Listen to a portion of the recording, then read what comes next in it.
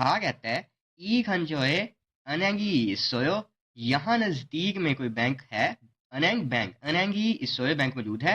ना कहता है ने इस इंदन दे ई खिरल खोनो थे जी हाँ मौजूद है, ई खिरल खोनो थे ये रोड पार कर लें तो ठीक है, मतलब ये रोड पार कर जाइए।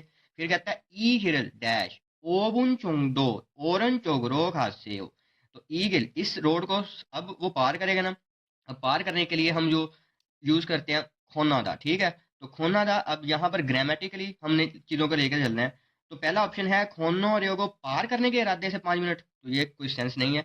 आगे है दूसरा ऑप्शन खोनो को गो और के लिए लगता है, तो यहाँ पर राइट आफ्टर एक और जो चीज होने हैं जो वो इसके रिलेटेड है, तो ये भी नहीं आएगा, गो वाला सिस्टम नहीं आएगा। तो कन्ना सो पार करके ये ज्यादा बेटर है, ठीक है। तो तीसरा ऑप्शन इसमें राइट ऑप्शन है। बाकी फोर को भी देखें कि खोनो की वी है, खोनो की वी है पार करने, वी है के लिए पार करने के लिए। तो